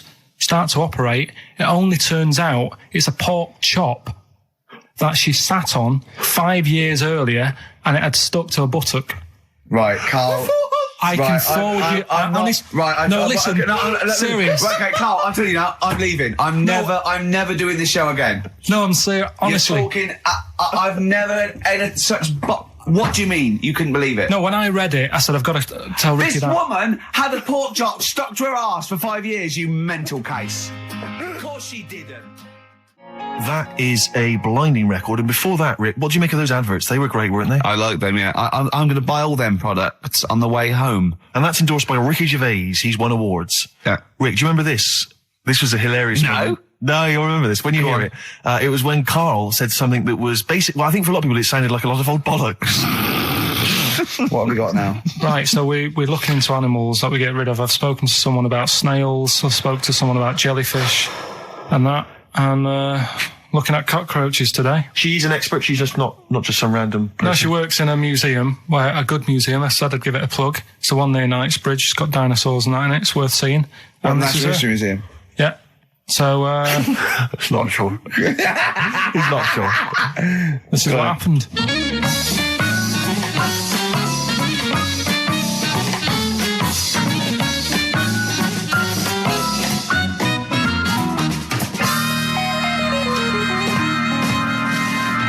Now, what I'll do, I'll tell you as much as I know, and then you can fill me in if I'm right or wrong. and then at the end of it, we'll get to the bottom of whether we need them or not. Okay. All right. So first of all, the first thing that I found out is that they have 18 knees. That's not exactly possible. They're insects, so they have 6 legs. Yeah. And a knee is usually the junction between femur and tibia. That's sort of classic human knees and every other animal knee. So with 6 legs, you can only have 6 knees. Could somebody sort of got mistaken for seeing one that was a bit double jointed? I think you're grasping at straws or something. All right. Well, we might have to come back to that one then. Okay. They can hold the breath for 40 minutes. Well, they don't do that because they don't breathe in the same way as us. They breathe through little spiracles, holes down the side of the body. So, no, they're not a very apt simile because the method of breathing is so different. What do you mean? Because insects have a totally different system. They don't have lungs in the way that we do and just breathing through one part of the body. They're actually breathing through every segment of the body all of the time. So even though they've got their mouth shut, they might be able to slide. Their mouth has nothing to do with breathing. So only just feeding. So you see, maybe that's where someone's gone wrong. Someone's got hold of one and sort of taped its mouth up or something and got bored after 40 minutes and said, well, we'll call it right. It's a pretty unkind thing to do to an insect, even to a cockroach. Yeah, but it's all... You can't do that. Yeah, but... No. Pretty unkind thing to do to anything, even a cockroach. Something else I found out. Yeah. They can live for a week without an head. Well, that's true if they don't bleed to death in the process. But the weird thing is, when I told you that they had 18 knees, you seemed a bit sort of like, don't talk ridiculous. But then we're talking about an animal that can live without an head. So there's a little bit of truth in that one, yeah? Yes. Why, when it was invented, has it got that facility? Say if someone said to humans, we could do that with humans, and, you know, if you lose your head in some accident, it gives you a bit of time to sort of go back to your family and maybe write them a note. You won't be able to have a chat, but write them a note saying, it was my own fault, and it was nice knowing you. Well, that would be a useful facility, I agree. But cockroaches are great survivors. I mean, they've been around for over 300 million years. They're one of the most primitive insects. All right. Well, I've also... is it true that they do a lot of resting? Apparently they can sort of rest for 75% of the time. Rest? Yeah, they just sit about doing nothing. It's probably true of a vast proportion of the world's fauna. I mean, maybe the 25% that they are working, they're really giving it some, so it might make up. They're probably searching out food and, they can slow down considerably. You can chill insects in the fridge and they'll become very, very quiet. You might think they're dead. Yeah, but I'm sure, you know, if we were sat in a fridge, you know, we'd go a bit quiet, wouldn't we, you know? Well, you might not know much about it, of course. Yeah, but... You're not quite reading the right sources. Well, I've been using the internet. I'm sure there are many useful sources that you could find there, but some of those seem to have been a little misleading to you. So you don't agree with a lot of what I've told you there? No. So cockroaches, can we get rid of them? No. So we're keeping them then? I would say so, yeah.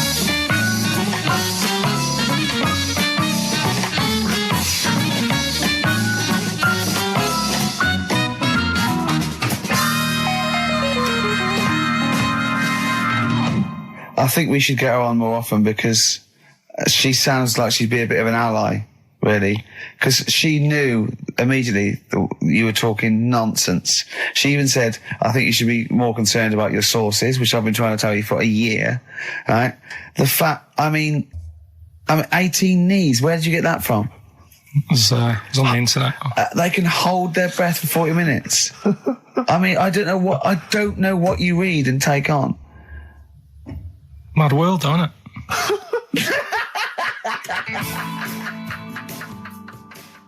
Well, if you've just tuned in, it's XFM 104.9. You've got that bit right. Ricky Gervais Show with me, Stephen Merchant. Hello there. Karl is actually in a little booth. We're not in the studio, you see. This is pre-recorded. We recorded this last week because we were away. And it's sort of like the best of the last 3 weeks since last time we were away when we put out the best of. Okay, what's the next one? What's the educating Ricky? I don't know. See, like I say, I was looking around and there's stuff that is interesting. Right, I was looking on the web, But there's no point. well, it's just that I found one about What's the point? about a lad who 8 years old, but he's still breastfed.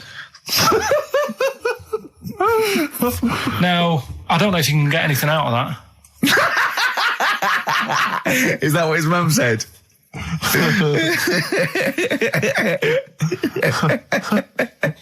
So, What do you mean? I don't know if I can get anything out of that. You don't need to. No, it's just that, you know. Where did you read that? That was on the internet. Oh, well, yeah. You're always unspecific when you mention it. It's just it was on the internet. Well, I'm trying to think what I put in. I think I put in Y to see if I'd confuse a computer. And then, Go! You are... no, I did, No, honestly. I did a search, put in why, and it came up with funny things that, like, why is this person doing that? Why is that? And it had a picture of this 8-year-old lad, sort of, you know, on his mum's nipple, and it was saying, you know, is this healthy?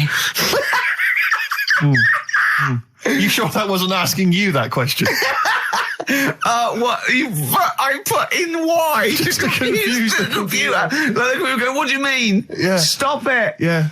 Oh, look, yeah. Last week, I was walking home with him, and I went, he was saying something stupid, and I went, I've got a competition for next week. Let's do a phone-in, and it's called Karl Pilkington, Genius or Fool. Yeah. Right? And he went, No. I went, why not? He went, well, it'd be confusing because they say there's no difference between genius and being a fool. We do that, don't we? No, but it's rubbish. And people say there's a fine line between madness and genius. And, you know, it's a ridiculous soundbite. They don't say there's a fine line between a genius and an idiot. Well, the people who do are idiots. Yeah. So what would you do there, though, just to sort of wrap that little thing up? What would you do? That lad loves his mum's milk. What are you asking me to come up with? No, I'm just a title for the story. No. It's just what would you do? Right. What do you mean? What would I do? Well, it's causing a bit of a problem in the area, right? What area? In America, I think it was. Oh, America are a problem, are they? George Bush is worried about this kid who's breastfeeding at 8. Imagine it like this, right? Right. No, so Carl, what are you asking me about this spurious story you saw on the internet? I saw on the internet, there's an 8-year-old lad, he likes his mum's milk, and he's saying, is this right? Should it No, be it's going not. on? But what What do you want Ricky to do about it? It's not his responsibility. Yeah. No, but the little town that he lives in, they're all causing an uproar, right? Going, this isn't right. You know, I can't let my kid play out in case he's in the garden with his mum getting a bit hungry, right? So, Oh, God. what should they do? Because his mum's saying, well, he likes it. Yeah. And he, you know, what do you do? I don't know the laws. No, but I'm not asking you to sort out the laws. I'm just saying, if you lived in that neighbourhood, what would you say? If you went up to him and said, look, everyone's getting a bit fed up with this, look. I'd say, what would I do? What do you mean, what would I do? What are you asking me? Right, it doesn't matter. No. What are you asking me? What are you asking me and Steve and the I'm public? just saying, say if you live next door to this woman. Yeah. Right? The kid's hungry, 8 years old. He's out playing on his bike and he goes, Mum, I'm getting a bit peckish. And he goes, all right, son. She whops one out. And he starts having his milk, right? You live next door, you're putting your washing out and you see this going on. You're getting a bit sick of it because it's gone on for months. 8 years, I assume. Why is it your business? Why are you such a nosy neighbour that you're concerned? What would you do, Carl? Let's turn it back on him. Yeah. What would you do? What's your solution? What would you do? Well, I thought I'd say, right, why are you doing this? And she'd say, because he likes it. And I go, all right then, put it in a bowl first. And you think that would sort that out? No, because I was thinking about the whole thing, right? And you do that when you're a baby and everything's all right, innit? Yeah. No one bats an eyelid at a little baby having a bit of milk from its mum's breast, right? Yeah. You'd almost say it was natural. But you grow out of it. It's like you don't see. It got me thinking about things you don't see. And you don't see. Did you put this into a computer? Show me things you don't see. What else don't you see? Well, you don't see, like, an old man having a Twix. You never... Oh! So what? You know the terrible thing about all this, Steve, is he's right. You don't see an old man I eating know, Twix. that's a terrible thing. So what they have got, right, they've made old man toffees, haven't they? They've come up with Werthers. Is that a song? Oh God! You don't see it. So they've got their Werthers, right? Yeah. So, Look at him. You think Forget he's it. giving a lecture at Oxford? it's not going anywhere. No, go on. Sorry. Go on. I'm just saying. Right. You grow out of things. Yeah. And the old man, I'm sure when he was a kid, he'd have a Twix. Yeah. But now it doesn't look right, so he's having... It doesn't look right. So... Right. I don't think Werther's originals were specially designed for old people. I think they were sweets that just happened to have been made for years. That's why old people eat them. Yeah. They didn't go, hang on, there's a market here. I've noticed old people aren't eating Twixes. Quick, let's make some old man sweets. But the little advert, he gives it to his grandson as well, doesn't he? He goes, I have a Werther's original. I think it cuts though before he throws it back in his face and goes, get me a Twix. XFM 104.9. We're not here. It is a bit like being Dennis Norden, playing some great moments from the show. I just imagine Dennis Norden one day, sort of just like waking up out of his stupor. He's doing this, and he'd go into the producer and go, I've just seen a couple of my programmes. I just saw It'll Be Right on the Night 18. It's It is terrible. Why didn't someone tell me? Well, we didn't want to upset you because, you know. But I've been doing it way too long. Well, you can just let me go on forever. Well, until you died, yeah. Well, why can't my son take over? Well, he's 80, Dennis. And the jokes I'm doing, they're awful. They're just, why have I got that clipboard? I've written these jokes, they're not funny. There's an audience, they're laughing. What are they laughing They're not at? laughing. They're not laughing. That's canned laughter. Who are those audience? Who goes to an audience for It'll Be Right on the Night? A lot of them are older than you. It can't be right. Do you know we have a 15% fatality in one of your audiences? But I went home at Christmas. I watched one of the episodes. Yeah. I was with my family and friends. I said, watch this, you'll love it. Stony face. No one laughed. They all thought it was Well, it is. Well, why didn't you tell me earlier? We didn't want to hurt your feelings. You're an old man. You may be upward of 102. I didn't realise. Yeah. Here's a problem that someone's emailed in. We're taking emails today. If you've got a problem, a concern, or, you know, just a general query that you think Karl could answer for you. It could be about anything. It could be about some of the big kind of philosophical questions. Yeah. It could be you know, something to do with war or famine, anything like that. Or it could just be a personal dilemma, you know, something that's happening locally. Anyway, this seems one that I think you and your father have probably come across this sort of dilemma in the past. And I'd be interested to know what your take is on it. Let me see. This is from Lee Matthews by the look of it. He says, he lives in a suburban area where the local teenagers also live on the same road, and they're running riot. They're smashing wing mirrors off the cars. They're crashing into parked cars on their skateboards. And they're just generally making mayhem, you know, night and day. What can he do to stop this going on? The parents of the kids don't seem to give a damn. Anyone who complains to them, they just say, oh, piss off. You know, the police are useless because they never catch them in the actual act of violence, which is what they got to do to apparently convict them. So they don't know who to turn to, really. It's rather like when a little old lady went and got the A-team, you know. You know, and he was dressed as an elderly Chinaman. Exactly. She knew who he was. Colonel Decker didn't have a clue. Yeah. You see, it's weird because now it has got out of hand. Do you know what I mean? Like years ago when I was growing up on the estate, yeah, you had problems, but not like you have now. Do you know what I mean? You know, Summers were nice as well, weren't they? Well, right. And Police are getting shorter and younger. But you yourself kind of admitted in the past that you were something of a tearaway. You didn't do anything like these kids here. The thing is, I was scared that if I got caught doing it, my dad would go mad. Yes. And I remember smashing a car window by accident and legging it in the lounge and sort of pretending to go asleep on the settee. Right? Genius. And I heard a knock at the door. He chloroformed himself just to be unconscious when his dad came home. And there was a knock on the door, and I thought, oh God, this is a fella who saw me. I was chucking a stone in the air, seeing how high I could throw it. Of course you were. Did it keep landing on your head? That would explain a lot. And it came down. Chucking a stone in the air, love To it. see how far I could It's throw brilliant. So, you know, I wasn't bothering anyone. Did you by invent that game? Right? Did you get the stone for your birthday? Go and play with your stone. He gave one to Suzanne. Karl, go and play with your stone. The thing is, right, and it came down at a funny angle, and Of course it did. It ate the back of this car, and the back window is the most expensive because it has that heating thing in it. Yeah. In case you got a frosty window. Yeah. So I thought, oh God. So I legged it in, got on the settee, went to sleep, knocked at the door. Genius. It's a brilliant plan. It's a brilliant plan. I couldn't be guilty. I'm asleep. So I love the idea. So the thing is, our lounge used to sort of, you could see in from the door, right? So this family who saw me do it, saw me asleep on the settee, and my mum said, go and get the door. And I sort of went, oh, as if I'd been asleep. Yeah. I went to the door, like, rubbing my eyes, and the fella said, what did you run off for? I saw you. I was like, oh, no. And I didn't see my dad. I went out. It was when he was working sort of evenings. So I went out so I didn't have to see my dad. And then the next day I came home from school, and my dad said, 45 quid. Ooh. That's all he said. That's all he he said. looked at me. And then you fell asleep when he went, wake up. You know what I said? No, 45 quid. Now the thing Carl. is, he didn't have to do anything. £45, Carl. Now, I know you were saving up for a brick, but you can't have it. Yeah. Just So, Equally, if you're doing a bigger crime, a bank job or a murder. Remember to take the stocking off your head, because they wake you up and go, why have you got a stocking on your head? Just go, oh, I had a weird dream. Right.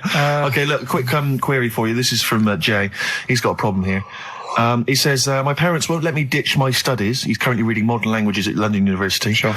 He wants to follow his dream, but his parents won't let him, of being a dancer. Carl. Worse than that, he says that they're trying to arrange a marriage to a bunch of minging daughters of people they know from good families. He doesn't know what to do, so he's got the arranged marriage coming along, and he's also got, he basically wants to be a dancer. His parents are forcing him into something more practical. Well, the first thing, right, I don't think Live your dreams? The arranged marriage thing is such a bad idea. Okay. Because I think too many people go on looks. Right. And then you soon get bored of that. Mm-hmm. And you find out the person who you're knocking about with is actually not your type. Right. Why don't you arrange marriages for people? Well, I'm just saying, right, so I'd say, Jay, go along with that. I wouldn't worry about it. Okay. I mean, if they're really ugly, then, don't go along with it. But if they're half bad, put up with it. That's Sure. right. The dancing. Brilliant. Right. That's that solved. Brilliant. I wanted to be a dancer. After I did the boxing, right, I joined a dancing thing just near Man United's ground, right, called Twiggy's. Went along, I wanted to learn some moves. How old were you? Well, it was when Michael Jackson was, like, pretty big, so about 83, 84, 85, something like that, around there. Wanted to do it. When I went, it was shut, and I'd become like a warehouse for toilet rolls. So in a way, I wonder what would have happened. Sorry. How is that an anecdote about you going through dancing? You've told me before you did boxing for a while, you did dancing for a while. You had a true fight in the boxing. You didn't even get in the. That's not an. Imagine if that was a film. This is nice. A boy's dreams of becoming a dancer. Oh, it's shut. Next on. I mean, how is that a story? Yeah, that was Billy Elliot. Do you think would have won quite as many awards? Yeah, brilliant. Footloose. All right, I'm fed up. They banned it. Let's go. Eyes shut. Flash dance. First, there was. It's a warehouse. Never mind. I'm just saying, you'll find something else. I think I got a go-kart after that. I bought a motorised go-kart and kept myself busy with that. So. There's always other things. Just think, Alan Bennett has to sit down and really sweat over his stories.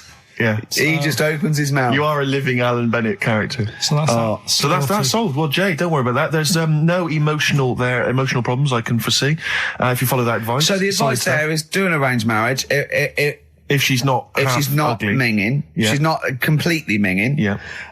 And don't worry about dancing. Get a go-kart. Cheers. This is XFM 104.9. I'm Ricky Gervais with me, Stephen Merchant. You're listening to the best of, basically, Karl Pilkington.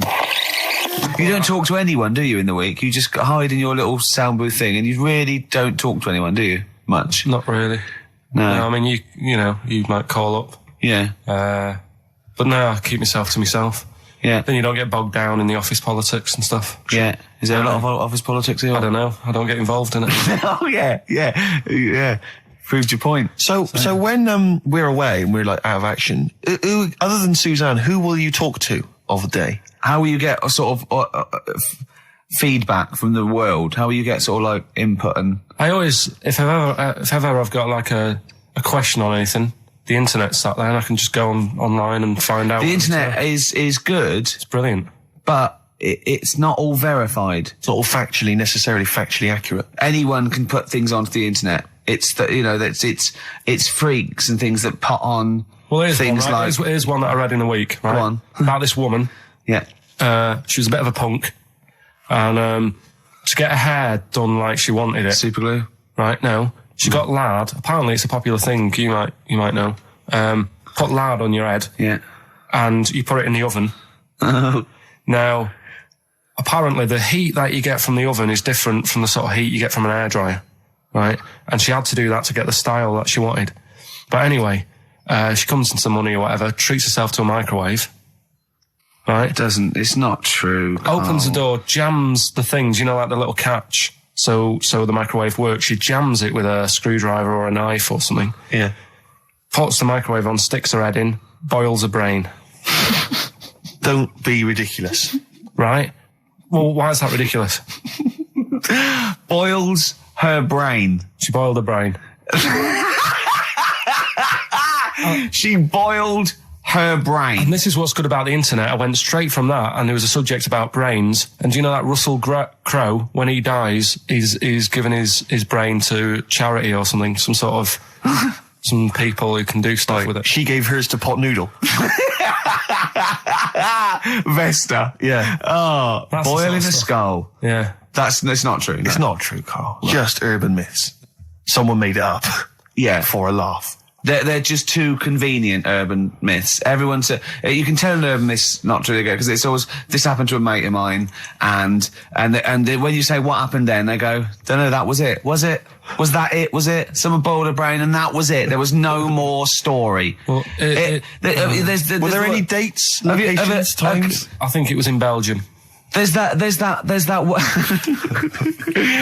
one that a bloke, right, was going to get a phone call at 4:00 to find out if his business was, okay, right?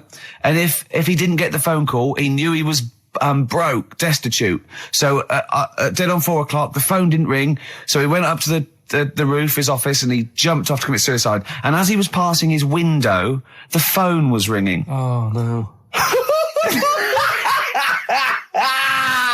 Carl, it didn't happen. Didn't happen. Think it through. Think it through. Who told that story? Who told that story?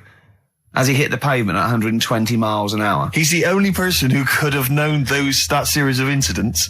Also, why didn't he wait? Dead. As his life's at stake, why didn't he wait till 5 past? I said I'm going to give it 5 minutes just in Just in case the lines are busy. Yeah. And what sort of bloke goes, I'll call you at 4, okay, if you're busy. Well, call me anyway. No. If I don't call exactly 4, then, you commit suicide. Commit suicide. I would, because if I don't call at 4, that's the end of it. Well, call me anyway. No, that's not the way I work. Why can't you just call me and tell me the other way? Well, I'm telling you how I do it. If you're bust, I don't call. Can't you just call to verify in case something goes wrong? What if it's engaged? It won't be engaged. Just commit suicide at 4, please. It didn't happen, Carl. The other one, right? A bloke, right? He's on a train station, and I'll tell you how I heard it. He's waiting for a cruise station, whatever, and he shits himself. As you do. And so he goes, my train's in 5 minutes, so he runs across to Millets and goes, quick, Levi's, 36. The bloke just puts it in a bag, he runs onto the train, he goes into the toilet, takes his, trousers and pants off. He's soiled. Yes. Throws them out of the window. I won't be needing those again. Cleans himself off, open the bags, it's a jacket. Oh. No, it didn't happen, Carl! At what point did he go into it and go, quick, Levi's 36? And the bloke went, sorry, Levi's 36, what, a pair? No, shall I wrap them? Them? It. Shall I wrap? Just wrap whatever it is. Do you want to look? No, I'm not looking when you're putting it in the bag, please. Right? 36 white stories. Don't say anything. I've told you 36 Levi's. And put it in a bag and charge me for it. Yeah. I don't want to discuss it further. Yeah. There was one. There we go. There was one about a woman whose husband died, and she had him cremated. Yeah. And made like a little egg timer out of him. Right. And she said, I did that so it can still help around the kitchen. Well, that might be true. That might be a joke. That's quite sweet. That might be true. It's a true story again. It was all. No, not again, because the ones I just told weren't. Nor is the boiling the brains in a bag curry microwave head story true. Yeah, that's all. I'd like to play a beautiful song now by Cat Stevens called Lily White. It's lovely. A song for the lovers room? Yeah.